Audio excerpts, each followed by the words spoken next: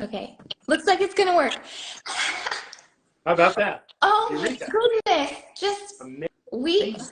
we are two technology challenged people, it seems. Yes, one more challenge than the other, I must say. So, but thanks for your Oh, patience. Thanks. oh, we did everyone. it, and it's worth the wait. It always is worth the wait. How are you doing, sir? I'm doing well. How are you? I'm good. I'm good. I'm super happy to see you. Me too. Good to see you. So I guess today we're talking about dating after divorce. Yes. That's like, is that your number one frequently asked question, or is there? Yes, it's the one that most people can't wait to talk to me about after they get finished talking about other stuff. Usually it's a serious conversation about the kids, and then you can see there's some, I wouldn't call it agitation, but a lot of expectation. Yeah.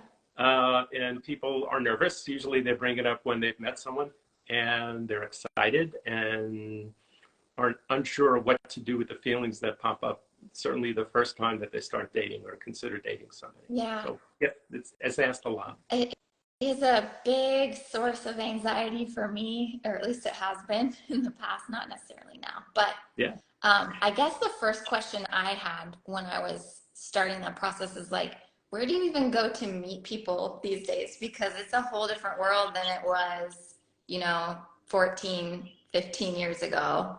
Yes. When some people had like just ended dating and started to work on marriages. So what do you tell them? So now it's a social media wilderness, which is more like the Wild West than anything else. There's all kinds of flavors. People are familiar with all kinds of sites.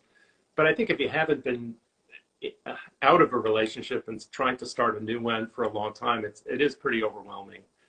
The first thing that people encounter is the sense of the impersonal. Just be moved past rather easily, and just swipe left, swipe right is a substitute for a conversation, and people don't like your look. They're not really interested in much else. So the technology is really oriented towards dehumanizing the connection, which for some people is fine because they want to have something very casual. For people who are more seriously minded, it's harder.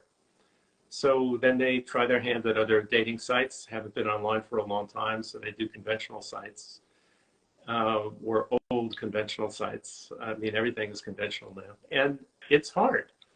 The old-fashioned kind of way of meeting people through friends is also fraught with some peril. It creates a lot of anxiety too, because you don't want to disappoint friends. A lot of people have the experience of having a friend who can't wait to set them up with somebody who will now liberate them from the jerk that they have been with for, these 15 years, and the connection is a real dud, and it's discouraging. It's awkward. So I think it's hard, particularly when you're not sure what you're looking for. Mm-hmm. Yeah, and well, side note, I was like very adamant when I first felt like I was ready to get out there that I was not going to do one of those dating apps, because I was like, this seems like a total trash heap. Like, I don't want to be involved in that. It seems awful. And so one of my very sweet friends and coworker at the time set me up on a blind date with one of her friends, Dr. Marc. It was fine. Like, it was fine. But okay, first of all, I stepped on a bird. I stepped on a living bird, and I sent it flying. Like, I punted it. And that's highly skilled move, how I we must say. started. And then it was a fine, like, we had a fine conversation and everything, but then I got in the car and it just hit me, like, and no one prepared me. And I guess I didn't think of it myself, but just the overwhelming amount of emotion that I felt having gone out with another man. Like, it was so, like, unexpectedly devastating. And not that I missed my ex, but it was like, I can't believe that I'm here in this stage of life. Like, and I sobbed. I sobbed so much that I made myself go through a car wash so I could cry in a sad space. And that's what I did. Why? Like, why did it feel that way? I think it feels that way because it's years worth of pent up frustration, loss, and neglect. And I don't think we're in touch with how painful that feels. As you're going through the divorce, you're marshaling all of your resources to deal with the vagaries of the divorce itself. Mm-hmm. Dealing with lawyers, you tend to be a bit more defensive, a little bit uptight for good reason. You're going through a lot of stress. So just at the time when you think you're liberating yourself, you're really gearing up to do more to get to the finish line. So let's say you start dating before the divorce is complete. You're not really ready for what you're going to feel. So much of that, I think, is predicated on having so much frustration for so long and then not really allowing yourself to be in touch with the sense of loss over having stayed in a relationship too long, the sense of loss of yourself in that relationship during that time, the sense of loneliness. It does things to a person, you know? Mm-hmm. So when we're not in touch with that and we're focused on our kids, you find yourself out on a date and all of a sudden it's not what you had expected, even if you haven't thought clearly about what to expect. Just all of these pent up feelings just bubble up. So your experience is not at all uncommon, but it can be very confusing when it does happen. Yeah, it like totally wrecked me because I was like, well, if this is what this is like, I don't want to do this ever again. Right, right. So how did you get past it? Um, well, he turned out to be a total dud. He was a major, major dud. But um, my therapist that I was seeing at the time was just like, you just need to get more people in between you and your ex. And so she was really good at like explaining the apps to me in a way that didn't feel overwhelming and told me which ones she had tried and that she felt confident would work for me and what I was looking for. And then she kind of gave me like a really cool system. So I had a formula of like, Oh, she called it 3, 2, 1, and we got 3 messages in the app, 2 text messages, and then if I could get them on the phone, at that point I would go through my deal breakers and just say, make sure you saw I have kids first of all, and if they didn't, then I would be like, is that cool? And if not, then okay, thanks for your time, bye. And I really just like started to learn that I didn't need to like filter myself during that process because yeah, I'm not trying to like be who they want me to be. I already did that. So I'm just right. like, you be who I need you to be. This is what I have. What do you have? Like, Which I think leads to another interesting point about not being somebody else's projections or yeah, the sum total of their yes. projections. Most of us have a marriage that is exactly that. We're filled with the weight of expectations from our parents, from ourselves. It's more of a checklist. This person seems to fit. We wind up marrying them, and it turns out not to be a good fit. And you don't want to do that the second time around. And this is where the technology, I think, is very helpful. I think it's a great way to do a screening once you've done the initial screening, you can get to FaceTiming somebody or doing a video chat. It's not that it's impersonal, but it's personal enough so that you can get a chance to see how somebody smiles, regards you. Mm-hmm. Do they ask you any questions about you? Did they show a genuine interest in you and your life, your interests, your children? Mm-hmm. You get a chance to vet them without having to suffer through a long dinner or an awkward coffee or tea. It's easier, I Yeah. think. And not that people should cycle through their list real quickly, but I do think you get a sense, if you know who you are and what you're looking for, what not to go for in a person.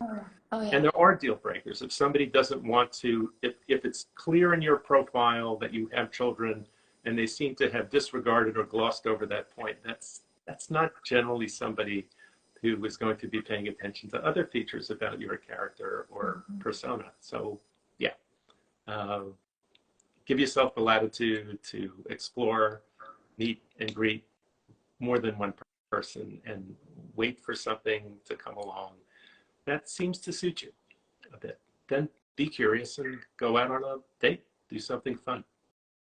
Yeah. Okay, next question. How do you know, like, okay, you've seen someone and you like them and it's been a month. How do you know that, like, when do you recommend is the time to say, like, oh, these are my children, like, come on and hang with my kids? Yeah.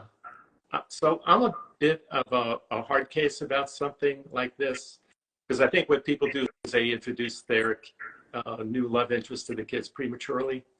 Sometimes they do that at their taking the advice of their therapist who will say, your kids will just get used to it. They need to see you moving on. Go ahead. It's your time. And yes, it's your time, but it's also the kids' time. So those are usually at odds. The kids may even like the person that you introduced them to initially. That doesn't mean they want you dating them all the time. And if they know that person or they know them because they're friends with that person's daughter's son and they're the same age as your kids, so this is somebody known to them already, don't assume that they're going to be comfortable with you dating just because they know them in another context. I mean, I think it's good if you have school-age children to check with them and let them know that you're dating. But I think introducing somebody to your kids prematurely, I tend to say wait a year and keep it casual. Casual to me means a couple of things. One is that you're not making time for the other person instead of spending time with your kids. That's casual. Another is that the other person is not making demands on you for your time when they know you're going to be with your kids. I mean, the kids are in the picture. So if somebody can't be patient, then they can't wait, or they're too impulsive, or they're too needy, or they will compete with your kids for your time, attention, and affection. That's generally not a good fit going forward for your kids. Your kids are also healing from a divorce. So that happens in fits and starts. I say a year is a guideline to introduce somebody formally that you really want to see. Then it gives the kids time to adjust to two new homes, going back and forth between parents. Most people think that's way too long to wait. And I'm not saying don't date. I'm just saying try to keep it casual for as long as you can, or until you're convinced this person is right for your kids and your kids are ready for that contact. Most parents err on the second, on the latter. They're ready personally, but the kids really are not. And then it's just creating another set of problems that you don't really want to have. But by all means, go out and date a lot, meet people, find out who you are relative to other people, explore aspects of other people you hadn't looked for before, be open to people who don't fit your checklist by way of looks or income or background, be open to love with people who are not your so-called type. You may discover that they're not, the people you thought were your type were not your type anymore. And that's the truth. Yes. It's so much better to, I think, try something new. Yeah, I think you need to go through a phase. I'm not going to say like a wild, crazy phase. I mean, some people do that. They become a little hyper about their sexuality or about their exploration, or Yeah. they change their manner of dress so that they look more like their kids than an adult. I'm not talking about that. I'm talking about people who are just willing to explore dating people maybe that you hadn't thought of dating before, different ethnicity or race or income level. Look for people who are generous and kind as opposed to people who are positioned and powerful. I mean, it depends what you want. I mean, some people want that. They'll say, I was in this marriage with this loser. We never had any money. It was always financial stress. My next love interest is going to be loaded. And okay, I get that. But be clear about what the opportunity costs are in the thing that you're seeking, and be open to somebody who is unusual for you. Somebody is not your type, that people would turn heads to see you together and go, what are they doing together? I mean, that may turn out to be your best match. Yeah, that's true. Backing up a bit, I waited 2 years before I even started dating just because I was really hurting, and I wanted to make sure I was healed and that my kids were stabilized and that I had time to really find out who I was. Yes. And then once all that work was done, it seemed like the next practical step was then to open that door to let someone else in, because that was the only way that I would continue to grow. Like I could have stayed happy, single, and like raising kids by myself, but Yes. I was wanting to have more of a fullness in my life. So it made sense at that point. But how, like, is there, I guess, and this is a question we've gotten a couple of like recurring questions with this theme, is like, is there um, like a timeline for personal healing before you bring in someone else after a divorce? Like what does that look like? I think that varies from person to person. I think a lot of that has to do with the kind of divorce you had, the kind of marriage you had, the kind of partnership you had prior, whether or not there was any trauma in the relationship, such as intimate partner violence, domestic violence, whether you're with somebody who was personality disordered and they were gaslighting you all the time. I mean, I think a lot of that depends on the damage that was inflicted upon you in the relationship, but also in your personal history. If that relationship was reminiscent of aspects of trauma that existed in your childhood, it compounds. So the healing process is longer, the more insults there are to your character and personhood.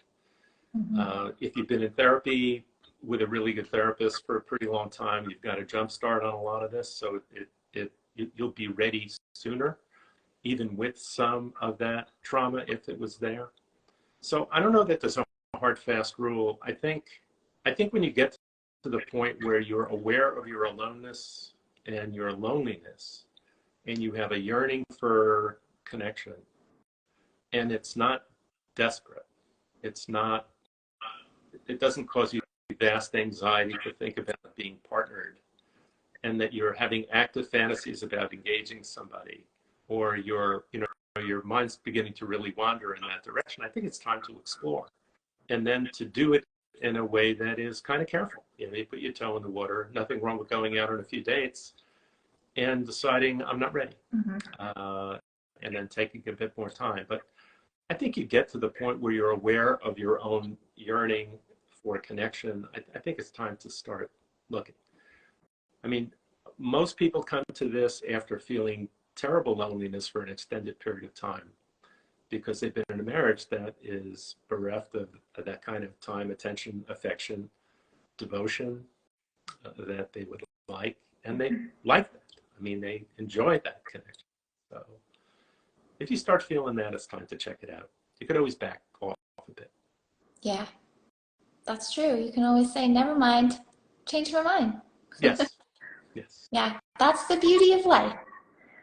Okay, so another question that came through was about attachment styles and how, like, basically these online apps, dating apps, have really caused a lot more anxiety in those anxious attached people. Yes. And so how, like, I guess the question overall is like, how do you regulate, or how do you feel safe while you're still trying to know who to trust?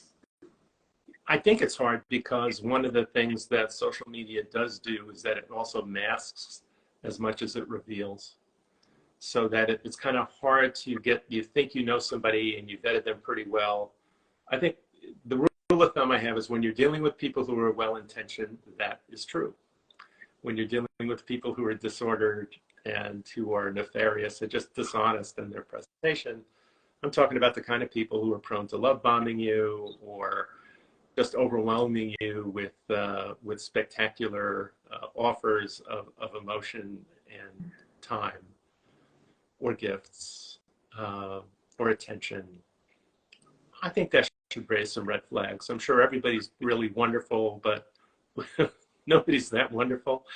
And when somebody's going overboard, that's usually about their needfulness and their desire for a connection that is rushed and not loving. Mm-hmm. So I think it takes a while to develop norms for that.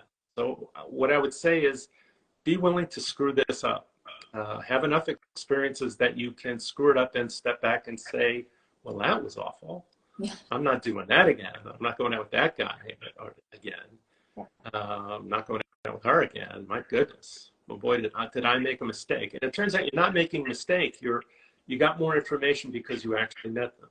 And when you met them, you had other variables to consider about how they checked their phone or not, how they regarded other people that walked by, how they treated the wait staff in a restaurant.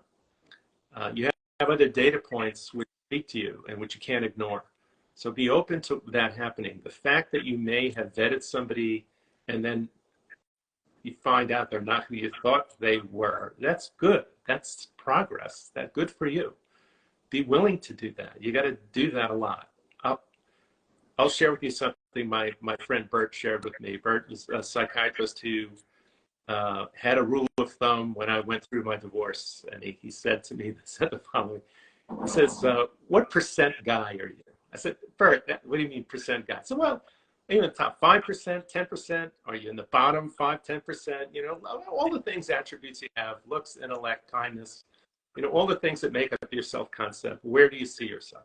So if you see yourself, and I tell people, don't be modest about this. If you think you're a 95 percenter and you're the 95th percentile, that, according to my friend Bert, is, well, you got to be willing to date 95 people before you find somebody who suits you. So don't be, he's using that as an exaggerated kind of marker, but I think the point is well taken. If your standards for yourself have become both reasonable and high, that you understand what you need and you will not settle for somebody who does not give you the things that are most important to you. So I look at it a different way. If you make a list of the 5 things most important to you that you really cherish in a connection, aside from material comfort, what are those things? Does this person provide them? Are they kind and generous emotionally? Do they know themselves? Do they have a history of good relationships? Can they speak well of their ex? Do they have a good relationship to their own children? Do they have kids? Do they understand what you experience every day? I mean, what's important? What's on your list? And I'm not saying it as an empty checklist. I'm really talking about the things that are most important to you. And then I think it's okay to ask yourself the Bert question. I mean, can I see really spending time with this person and introducing them to my children? Is this somebody who would model good behavior for my kids and be an asset to them? Is this somebody who can deal with my ridiculous ex if they had to meet them? I mean, what would they be like at a dinner party with my friends? Or are they prone to jealousy? You're not going to know that right at first blush, but I think it's important to keep asking how this person suits me. Not in checklist style, but what gets evoked? What are the emotions that you feel? Are you glad to see them, or do you feel happy, kind of anxious happy, or anxious because you're worried about how they're going to respond? Who do they remind you of? How do they tickle you? Do they make you laugh? Do they give you a sense of ease and comfort? Is this somebody you can share burdens with and tell your most intimate moments, share your most intimate moments with? The things that you're insecure about, unsure of. Is this somebody whose advice you'd like to take? Somebody who you'd like to be with, who will be caring towards you?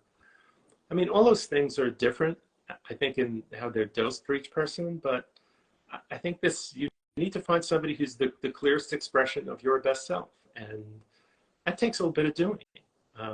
And you got to be willing to go out with a couple of people to find people who suit you. It's not right off the bat. It's not usually the first person you date. No, it's not. And actually, I feel like sometimes maybe the universe or God, however people refer to their higher power, like maybe we get little tests after we've placed our foot or flag in the ground to say, like, I'm no longer standing for this. Then like 3 more trolls come your way before you find your preferred prince. Oh, absolutely.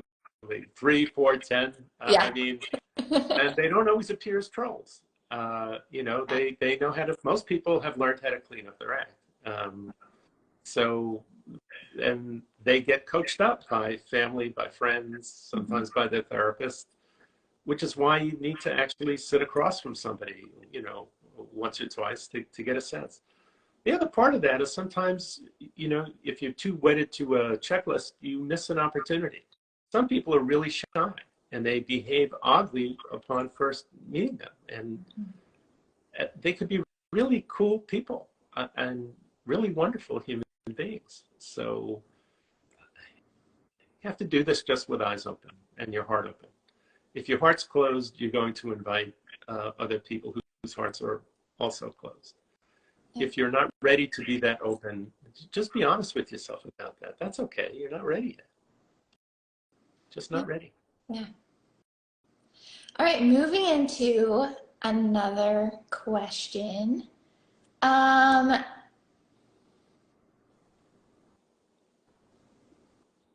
Okay, I guess the next question would be like, like kind of in a serious relationship and your kids have met the person, like some people I think experience this, and we're getting this question, so I'm gonna ask it. But like when it comes to your kids and your partner, sounds like there's sometimes some jealousy when it comes to like your partner being jealous of the time that you're spending with your kids. Yeah. How does that even work? I don't feel that way, so that's not something that I've ever experienced, because I like that's like an off limits thing for me, but I know that that is a real thing that people feel. So So what do this, you do?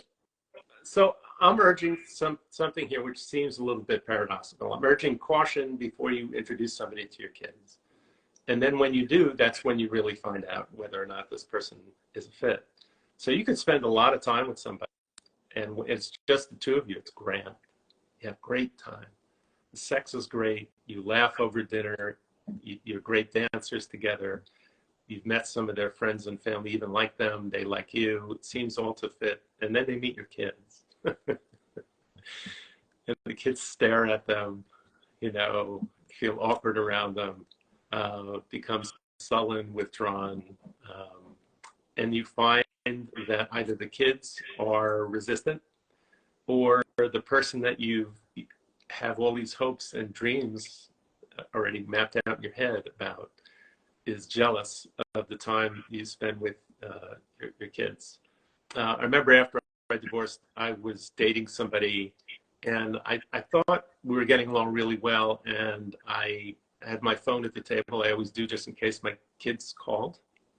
One of my daughters did call, and I said earlier in our meeting, is look, if my kids call, I always answer when my kids call. I just do. I just do. They're young. I just do. And I'm fine if you do that as well. So my daughter calls. We have a 20-second conversation. It was about when I was picking them, she and her friend up. And I get off the phone. A woman leans across the table and says, "Do you always do that?" I said, "Do what?" I said, interfere with our dinner to take a call from somebody. I said, it was from my daughter. She said, "I know that, but that is not acceptable to me." My response to that is, that's the last date. Yeah. So if somebody is jealous of your time with your kids, that's not a good sign. I don't know that that is really workable unless the person can articulate to you why they feel so jealous. I mean, what is it? If they're saying it in jest, or it's like, "Oh, gee, I'm going to have to get used to this." I mean, you're really invested in your kids. And I think there are times when a relationship comes first. I think post-divorce, within the first couple of years, kids are still adjusting. I don't think it works unless somebody knows how to defer their time and can say to you, "Take care of your kids. I'm here for you. Whatever you need. When you need me, I'm here." It's cumbersome. It's not always ideal from a love perspective, but jealousy for somebody's children, when and how does that go away? How does that go away? What makes that okay? I think that's a red flag, is what I'm saying. Yeah, I agree. In fact, I'm going to tell you about my boyfriend, and he's so great.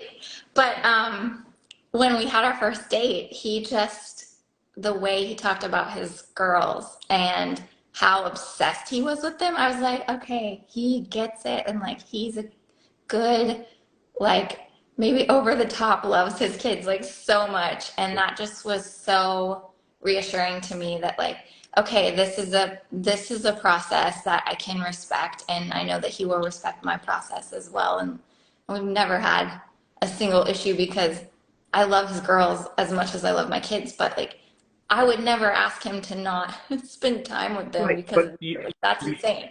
but what you're saying is you shared a need structure as it relates to your Yeah, respective children. I yeah, think it's fine. You know, if you meet somebody and both of you are in agreement that you're going to place the relationship in front of your kids, basically that they'll get woven in, and that's what you agreed to. I guess if that works for you, that works for you.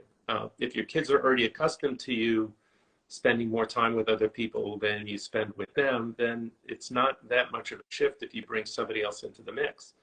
I don't want to make it sound like it's callous or being, you know, to not spend time with your kids.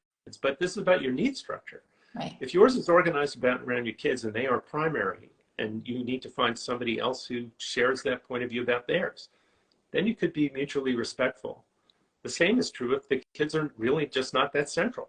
I mean, I know everybody says their kids are central, but they may not be. Yeah.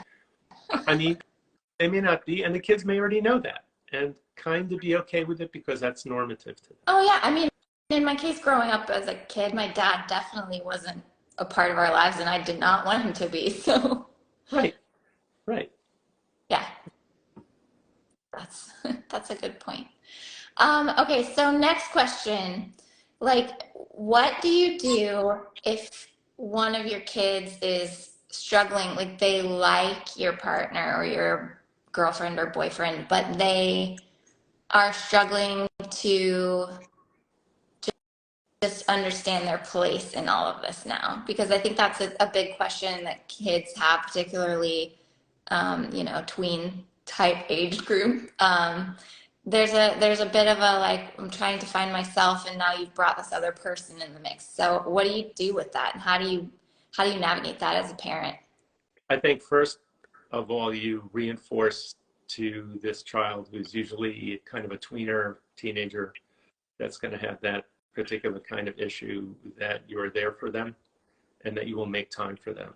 And then you go ahead and be there for them and make time for them so that they know they're not being supplanted. And while this is a change for them and it's a change for the family, it need not mean that the arc of their own development has to change drastically. The other is if this person is really involved in your life and this is truly a new partner, I think after you have that individual discussion with your child, you then bring the partner into that discussion. How do we facilitate this? I mean, if you're uncomfortable in something, you need to let me know. I mean, how do we do this so that you're okay and that we're okay? Because we're at this point we're talking about really being a part of somebody's family and you're really being introduced. So you can't leave the partner out of that discussion forever. But first, it starts with you and your kid, and being reassuring and spending more time with them, and then noticing when they're being withdrawn or sullen or kind of snappy with you, and holding them to account about how they're feeling and what might be making them feel that way. So yeah, I think the worst thing is for a teenager, early teen, mid-teen, to feel like they're being displaced and to feel like they're really alone. I think the bigger error that parents make in that age group is that they assume that their very bright, very capable child does not need them as much as they really do.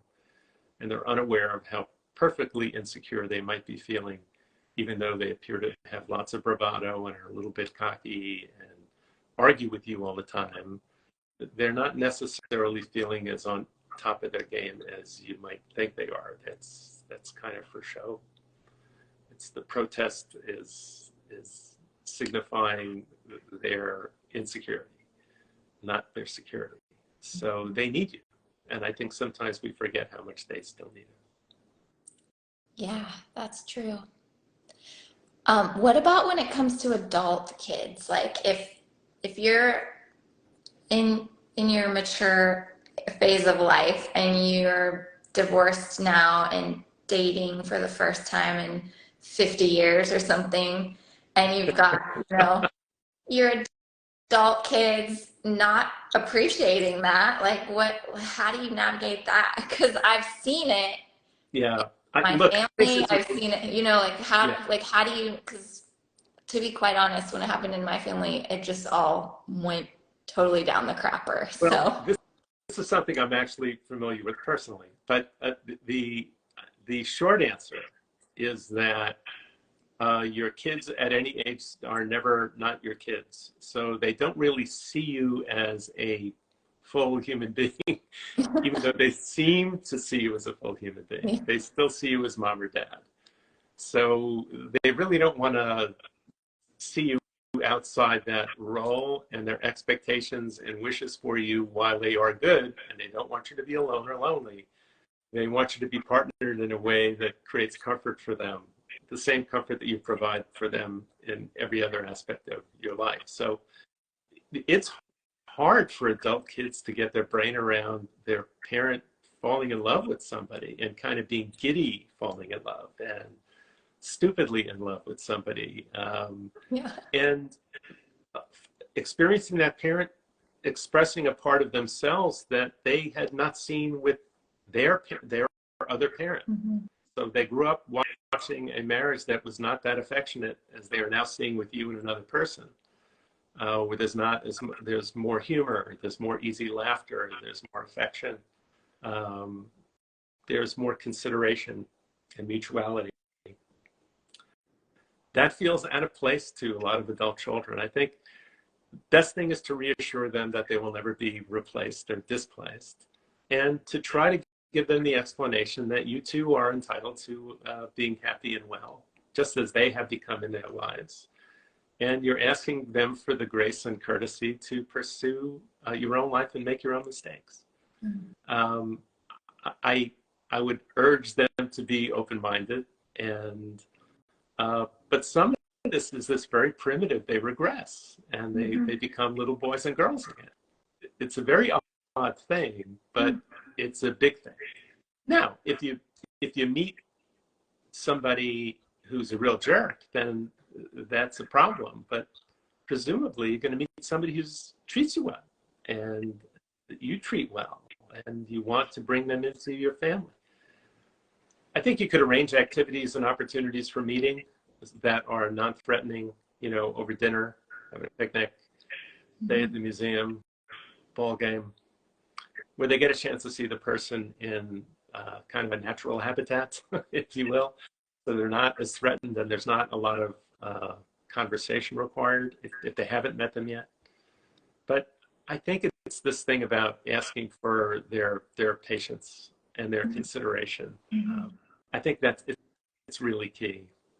I think what a lot of people do is they fold their tent when they run into resistance from their adult kids, or they're too strident. I've made these sacrifices for you, and it's my time. You don't need to do that. It's unnecessary. I think I'm not saying to indulge their regression, but I think you need to acknowledge that what it is, and also reframe it as, I've gotten to this point where I know who I am and what I want. And to that extent, it is my time, and I'm asking for your love and support. How do we do this? What would make you feel comfortable?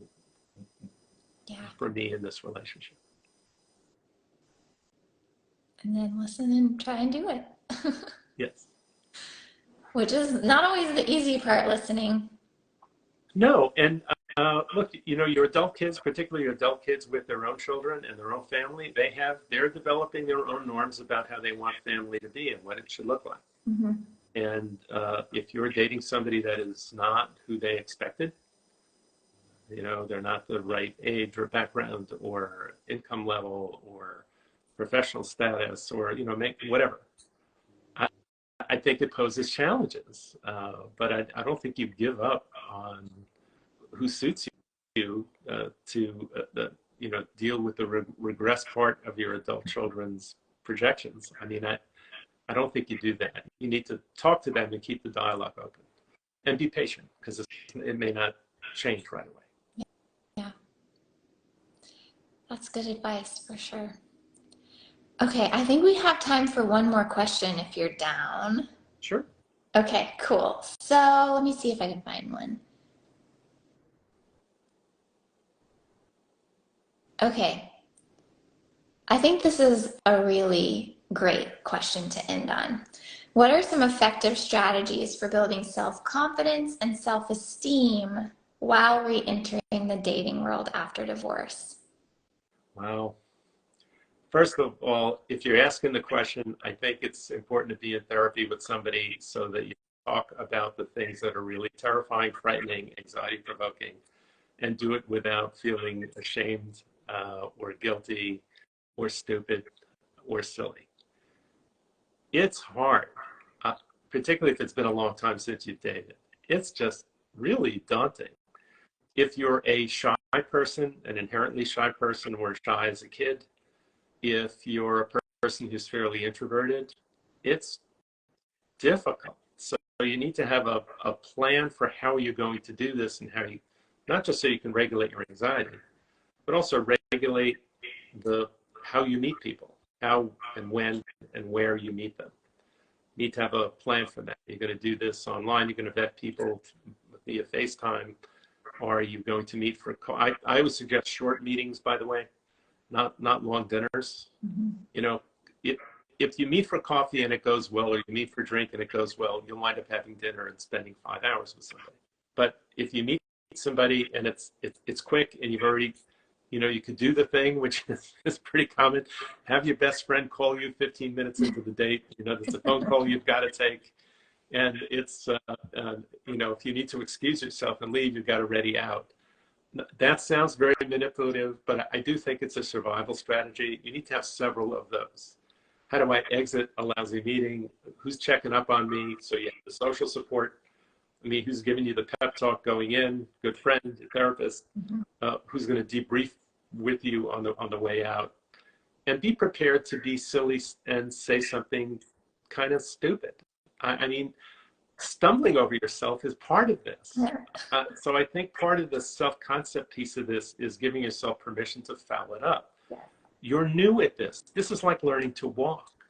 That's what it is. It's learning to walk. You're going to stand, you're going to stumble, you're going to wobble, you're going to fall.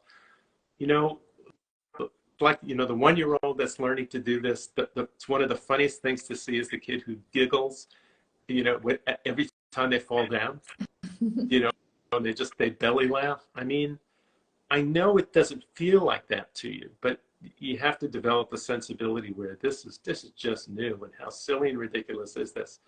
I'm just going to go out here and see what happens, and then give yourself permission to debrief and review what it is you said, but also how you reacted to the person. How did they affect you? What are the feelings that are there? But I think being in therapy helps, but having a plan for how you're going to regulate time. How am I going to structure this event? I think that helps bind anxiety quite a bit. Yeah.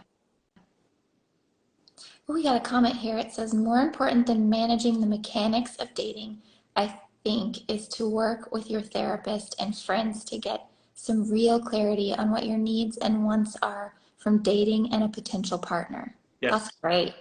That is great. Yeah. And that's absolutely true. I don't think we spend enough time really plumbing the depths of who we are and what we need. Mm-hmm. I think the error, if there is one that people make, is that they enter the dating market prematurely, commit too soon, before they're aware of all those things that were just suggested. If you know yourself really well, you'll make better choices, and other people will be available to choose you.